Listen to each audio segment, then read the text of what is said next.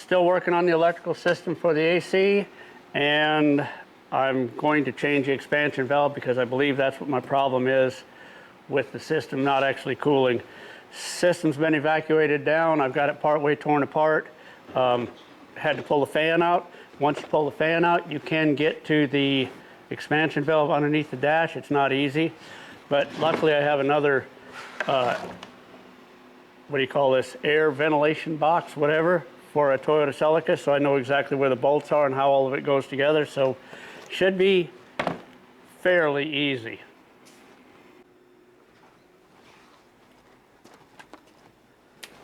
The glove box assembly pulled out of the way. You can see up in here pretty good. The glove box assembly just comes out a couple screws towards the top and a couple bolts at each bottom corner. This whole section comes out of your way. Works pretty good.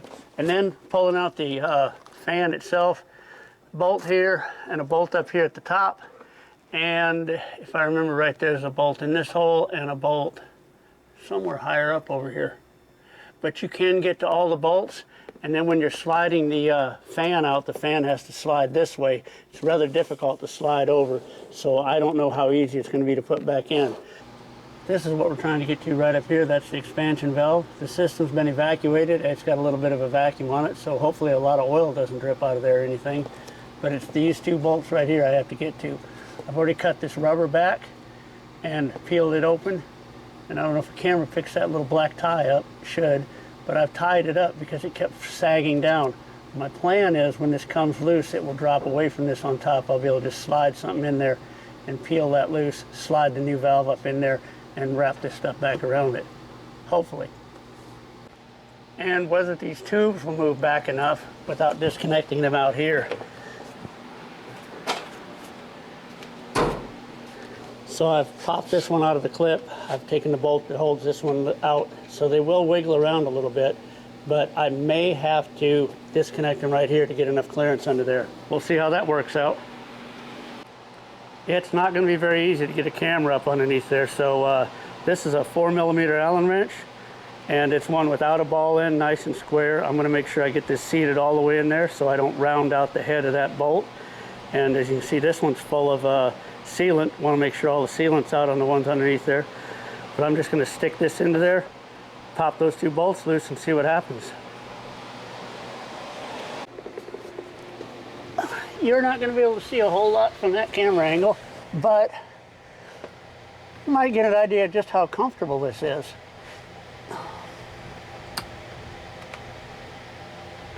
That one moved.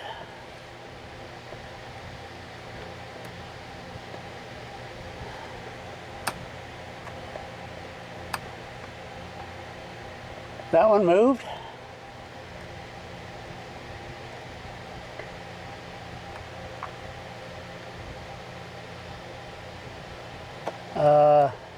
Doesn't feel like it's really corroded.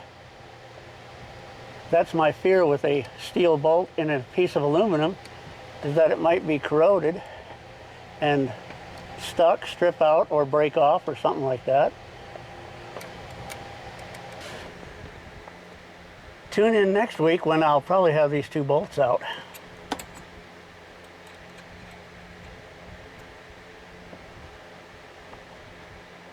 They either have a dab of Loctite on them or they are a little corroded in the holes.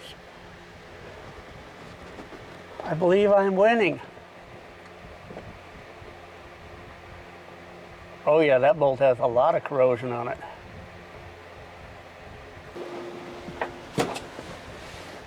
Now, will these pipes move? Yes, they will. They're wiggling out a little bit.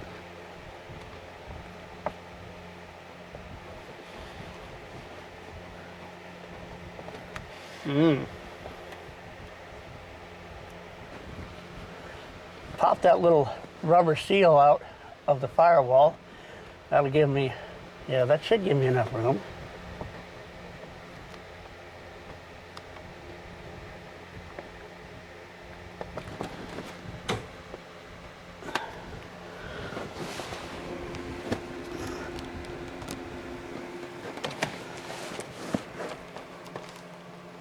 I'm starting to see a little bit of a gap here, but it keeps closing back up, so I just got to keep wiggling and working this, try to pull back on it.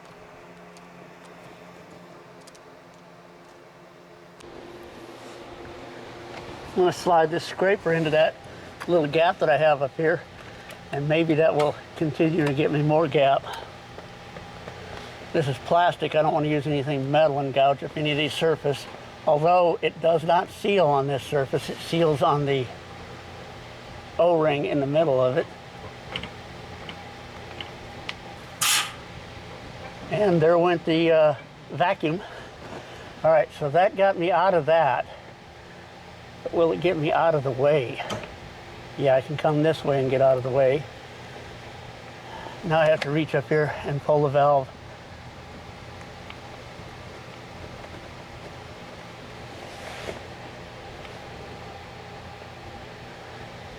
Pull the valve. If I can get my finger up in here on the top of it and get the valve to slide out of the condenser. It's moving. It's moving.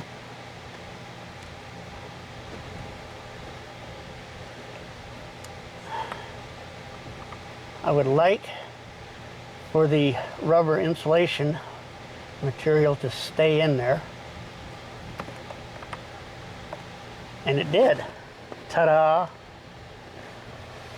I don't know. Maybe it's good, maybe it's not. So, yeah, you're looking at this upside down right now, too. Same view I have of it. What I need to do now is get the O-rings off. I'm not going to video any of this because it's just going to be too difficult to get a camera in here. But get these O-rings off, you know, not scratch the surface, put new O-rings on there. Make sure there's none of this rubber stuff caught in between the sealing surfaces. And put the new valve back in. Should be a piece of cake. Should be very simple. All right, so checking out the new part. Looks exactly like the old part, well, except it doesn't have the plastic insert in it. Need to clean these bolts up a little bit. I'll probably put a little, I don't know, maybe just a little tiny bit of grease or a little bit of anti-seize on there to keep them from corroding. I can't see anything wrong with this valve.